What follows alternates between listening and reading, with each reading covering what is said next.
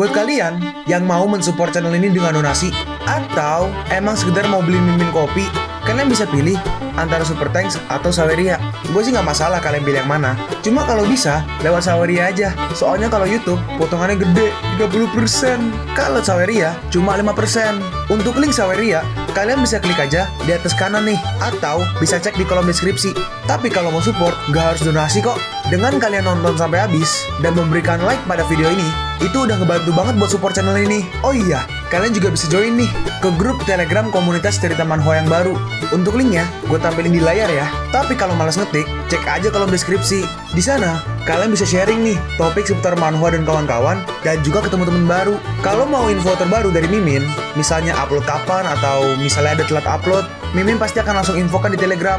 Makanya, jangan lupa join ya. Nggak perlu berlama-lama lagi, kita mulai aja ceritanya.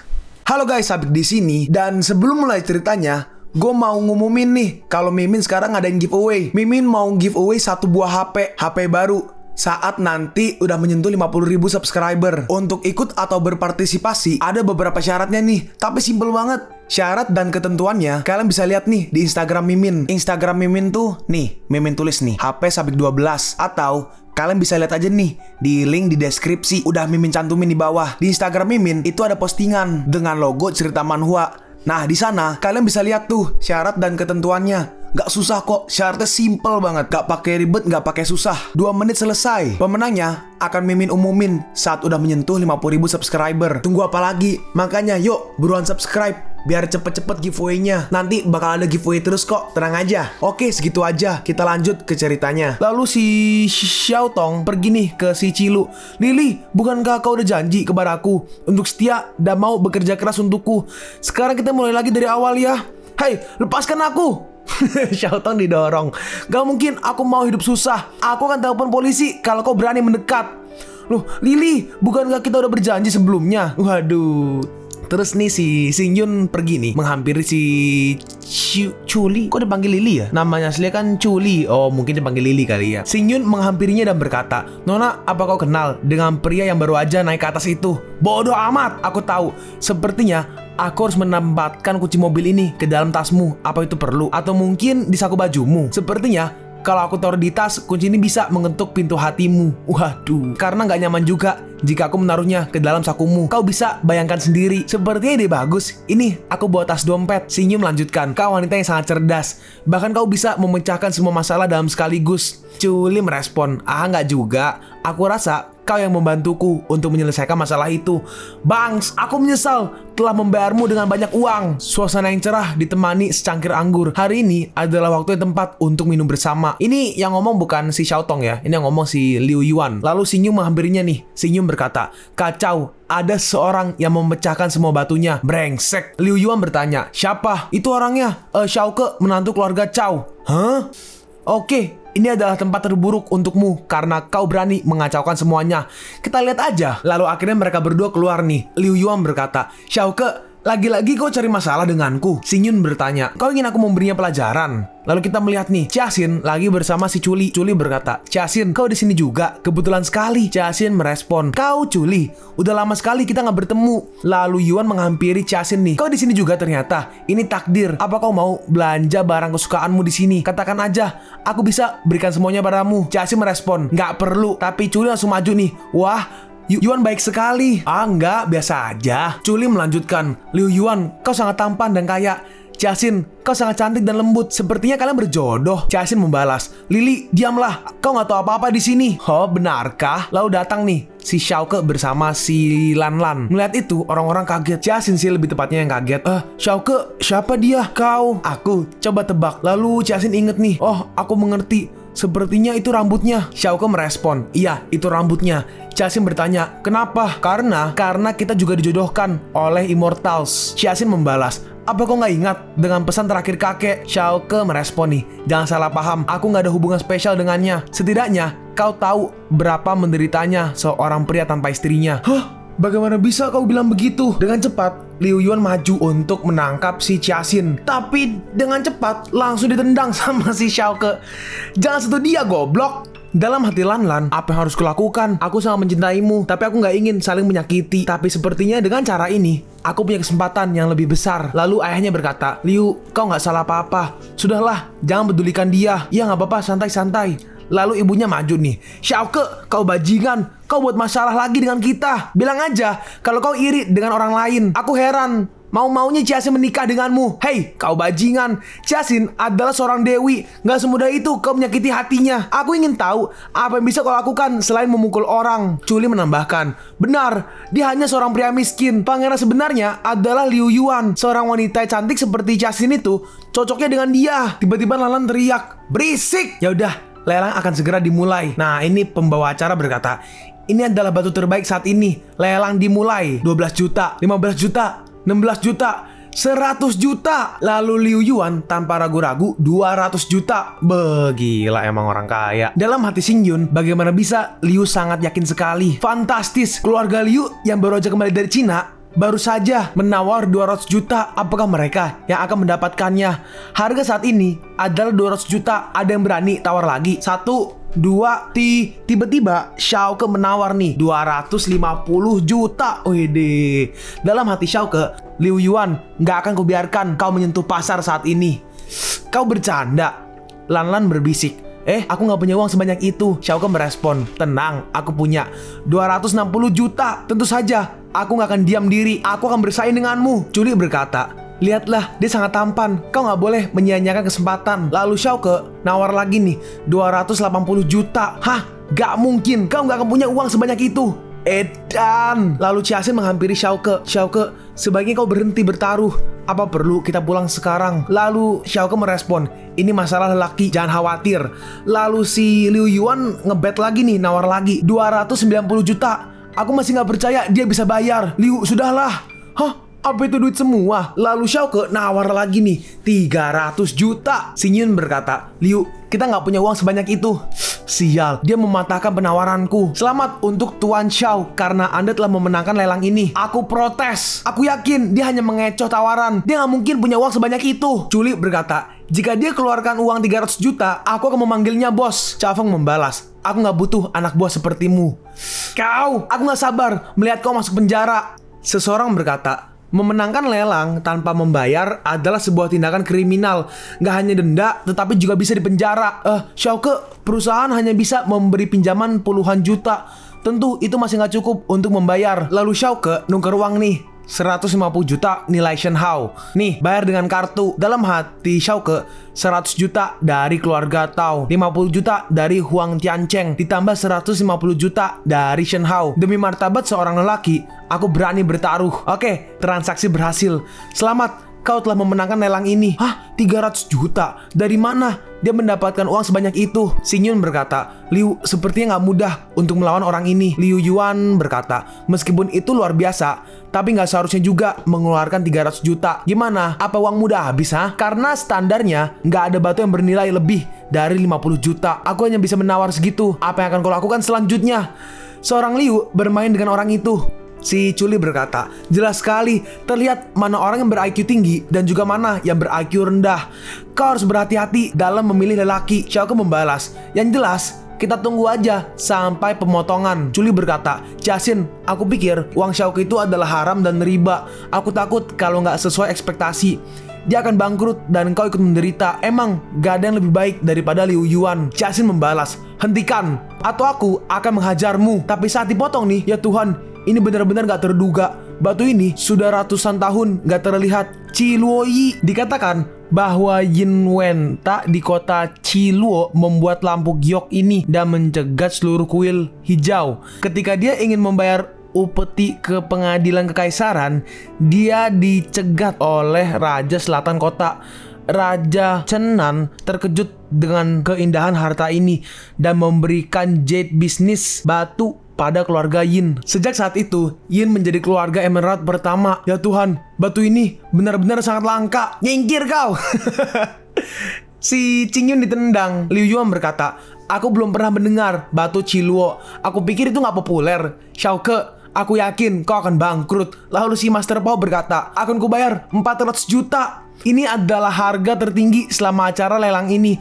Aku harap kau memberiku waktu untuk menjual koleksiku demi membeli batu ini. Mendengar itu, Liu Yuan sama si Chuli kaget. Hei, apa kau udah gila? 400 juta. Lalu orang-orang mulai menawar nih.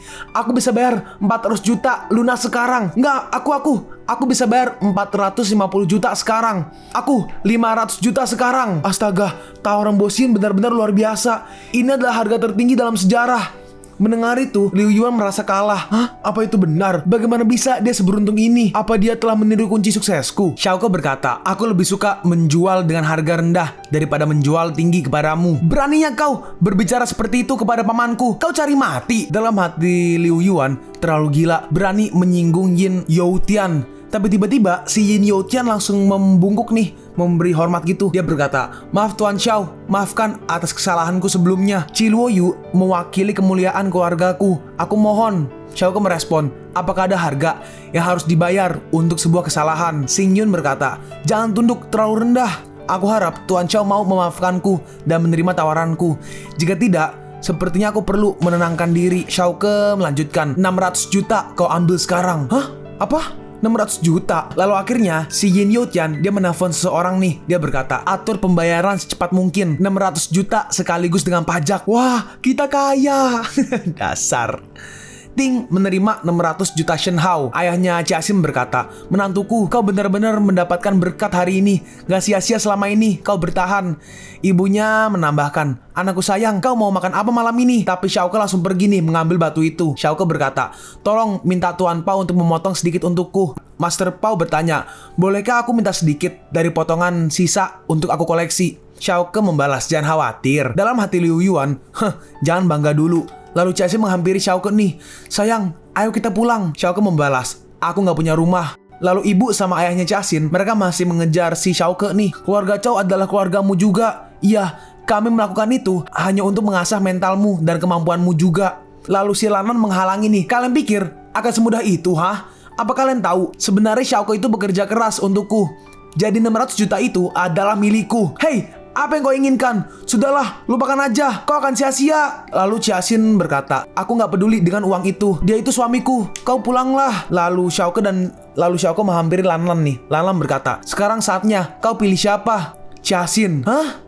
Aku masih bisa terima kesulitan dalam hidupku selama ini. Tapi aku gak bisa terima kalau dalam pernikahan gak ada cinta. Hah? Maksudmu kita? Hatiku sakit memutuskan semua ini. Tapi tanpa aku, seharusnya mereka akan bahagia. Sudahlah, aku harus pergi sekarang juga. Tunggu, Xiao Ke, dengarkan aku. Lalu si Tuan Pao berkata, kita sudah berhasil memotongnya dengan baik. Kita melihat nih, batu tadi diambil sebagian untuk membuat kayak gelang gitulah.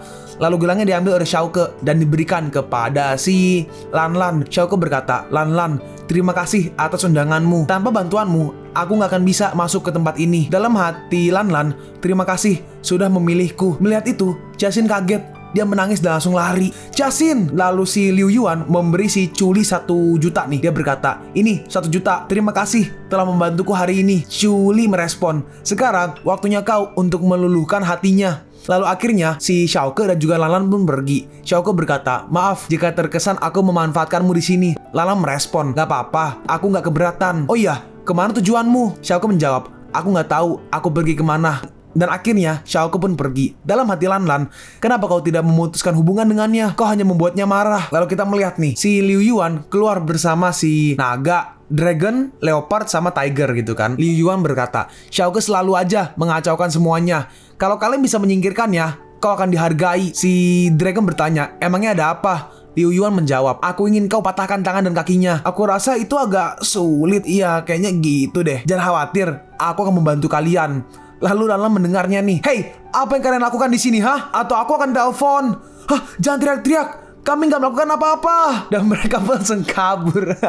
Lalu Xiao Ke naik taksi nih. Cinta itu penderitaannya nggak ada akhir. Lalu mendengar itu, si supir agak bingung nih. Kau mabuk atau nggak ada uang? Kau bisa bayar dengan scan barcode. Xiao Ke bertanya, gimana kalau dengan kartu kredit? Keluar kau. Ditendang Xiao Ke dari taksi. Hai Cheng emang penuh dengan orang baik. Beruntung dia nggak memukulku. Selama 3 tahun, setidaknya aku bisa memberinya rumah sebelum pergi. Lalu Xiaoke nih pergi ke kayak tempat jual rumah gitulah. Hei, bukankah itu Xiao, teman satu kelas? Xiao, ada perlu apa kau datang ke sini? Xiaoke bertanya, kau kenapa kau di sini? Dia menjawab, kau yang membunuh Cao Feng dan membuat Nona Pen sengsara, sehingga Nona Pen pergi dengan menjual gedung. Xiaoke merespon, jangan asal bicara, terlalu panjang ceritanya, membuatku bosan. Diam kau, keluar, kau nggak diterima di sini. Lalu orang-orang datang nih, ada apa ini? Si Liu, ini kalau nggak salah si Liu Shan kan ya? Liu Shan ya. Kalau nggak salah, pacarnya yang rambut kuning itu loh, yang gendut. Nah, dia berkata, dia menjawab, biasa seorang pria miskin pergi ke tempat yang salah untuk membeli rumah. Yang rambut ungu berkata, hahaha, di sini adalah villa terbaik dan termahal di Haicheng. Terus apa salahnya jika aku masuk sini dan berniat membeli? Liu Shan membalas, hahaha. Kau pergi berkaca sana. Kau kuliah aja dibayari oleh istrimu. Bagaimana bisa kau membeli rumah di sini? Mimpi. Bahkan saat kau lulus nanti, 30 tahun hasil kerjamu hanya bisa untuk membayar uang muka di sini. Atau mungkin butuh 50 tahun. Lalu ini yang pakai yang kacamata nih, dia berkata, hormati orang lain. Dia juga manusia yang perlu dihormati. Liu Shan membalas, kau diam aja. Kau orang baru kerja di sini selama 3 bulan. Kerja aja belum becus. Apa prestasimu selama kerja di sini, ha? Nggak ada kan? Lalu si Xiaoke mengeluarkan sebuah kartu nih. Aku mau beli villa di sini. Bayar dengan kartu ini. Hah? Hei tuh, lihat. Yang rambut ungu berkata, hei tuh, lihat. Sepertinya itu kartu prabayar hotel. Sepertinya si yang kanan nih, yang paling kanan nih, cewek yang kanan yang rambut coklat, dia berkata, hah? Itu kartu emas dari Bank Haicheng. Saldonya berkisar antara 100 sampai 500 juta kalau nggak salah. Hah? Berarti dia kaya raya. Terima kasih Tuan Xiao. Berkat pembelian Anda ini, aku mendapatkan komisi yang cukup untuk membeli mobil mewah. Si rambut ungu berkata, sepertinya kau menipuku dengan bilang dia orang miskin. Yang kanannya menambahkan, iya, aku rindu komisi tinggi. Gara-gara kau, aku nggak dapet nih. Aku laporin kau ke manajer. Melihat itu si Liu Shan. Melihat itu, Liu Shan bingung. Hah? Dari mana dia mendapatkan uang begitu banyak? Apakah aku bermimpi? Tuan Xiao, apa kau ingin aku mengantarmu? Xiaoke merespon, nggak perlu, aku bisa berjalan sendiri. Kita melihat nih, ternyata Xiaoke minum-minum dan minumnya tengah jalan siang-siang. Lalu dihampiri nih oleh si Dragon. Xiaoke, urusanku denganmu belum selesai. Hah? Bukankah kau monyet batu? Aku bukan monyet batu, aku naga batu. Aku pikir sama aja. Oh iya, terserah kau mau bilang apa. Yang jelas, naga lebih baik. Baiklah, lalu apa yang bisa aku lakukan untukmu, serangga batu? Udah aku bilang, apa kau tuli? Sini, biar ku perjelas. Tapi Xiaoke tiba-tiba ngambil botol minumannya nih dan langsung dihajar ke kepalanya sampai botolnya pecah tuh. Hah? Ternyata mereka mengintai dari jauh. Si Tiger bertanya, apa yang harus kita lakukan sekarang? Leopard menjawab, kurasa dia nggak seperti biasanya. Hari ini nggak akan kubiarkan kau lolos. Kita melihat nih, si naga atau dragon menendang Xiaoke. Tapi Xiaoke berhasil menghindar dengan cara lompat. Tapi saat lompat, tiba-tiba ada drone yang keluar kayak semacam tali-tali atau kabel gitulah, jaring-jaring untuk menangkap Xiaoke. Dan Xiaoke berhasil tertangkap dan mereka mulai mengambil pentung-pentungan nih buat menyerang Xiaoke. Sedangkan Jiaxin minum-minum nih bersama si Chuli. Berarti ini mereka berdua mabuk nih guys. Jiaxin bertanya, kenapa dia melakukan ini padaku? Chuli menjawab, gak ada yang bisa diharapkan dari pria itu. Enggak, dia adalah pria yang hebat. Aku mencintainya. Dalam hati si Chuli, 1 juta lagi akan kudapatkan sebentar lagi. Emang ya. Lalu akhirnya kita melihat nih, si Jiaxin mabuk dan dia pingsan. Dan ternyata dibawa nih ke tempatnya Liu Yuan. Yuan berkata, aku sangat beruntung kenal denganmu. Dan dikasih duit nih 1 juta. Wah, banyak sekali. Oh iya, apa kau butuh permainan yang lebih menarik? Jangan buang-buang waktu. Ternyata si Chuli megang kamera nih, Dewiku. Akhirnya kita bisa bersama lagi. Aku sudah menunggu momen ini selama 5 tahun. Xiaoke. Hah? Xiaoke, kau gak akan pernah melihatnya lagi. Lalu tiba-tiba, siapa itu? Aku, Shilong. Gimana? Apa kau sudah menghabisi Xiaoke? Aku senang kalau kau berhasil menyingkirkannya. Mari kita selesaikan. Ternyata Xiaoke ada di situ. Melihat itu, Liu Yuan kaget. Aku minta kau menyingkirkannya, bukan memintamu untuk membawanya ke sini. Tapi sepertinya lebih baik emang jika dia datang. Aku ingin dia melihat istrinya tidur bersamaku. Bajingan kau. Kita melihat Yuan langsung ditampar. Hei, apa kau buta? Apa kau nggak lihat dia memukuliku? Bunuh dia untukku. Bos Liu, maafkan aku. Cepat ditonjok sama si Dragon Cok. Loh, kok mereka jadi nginjek-injekin Liu Yuan sih? Gila kau. Maaf, kita nggak bisa lakukan perintahmu. Maka terpaksa kita harus ditampar juga si Chuli. Aku juga benci melihat jalang ini. Apa yang terjadi sebenarnya? Ini semua di luar kendali. Jadi saat Xiao Ke tertangkap, mereka mulai mukulin Xiao Ke nih. Dendam lama, dendam baru. Lalu saat si dragon menyerang, Xiao Ke berhasil menahannya. Kau mencoba menjebakku? Jangan mimpi. Dan Xiao Ke berhasil lepas nih dari jaringnya. Seberapa cepat kau bisa menangkap seranganku, Kau juga gak akan bisa memukulku. Kita melihat mereka dihajar oleh Xiao Ke. Lalu Xiao Ke memegang kepala dari si leopard. Tidak, jangan patahkan leherku. Dokter bilang itu bisa fatal. Xiao Ke membalas, kau telah berulang kali mencari masalah denganku. Katakan, cacat apa yang ingin kau derita kali ini, Kita melihat nih, si dragon langsung bersujud. Aku bersedia melakukan apapun untukmu. Tolong maafkan kami. Kalian pun sampai di penghujung video ini. Kalian mau tahu lanjutan chapter ini? Atau manhwa menarik lainnya? Makanya, jangan lupa subscribe biar kalian gak ketinggalan kalau gue upload video baru. Jangan lupa like, komen, dan share ke teman-teman kalian supaya channel ini bisa lebih berkembang ke depannya. Segitu dulu dari video cerita manhwa. Gua Sabik undur diri. See you on the next video. Zaijian!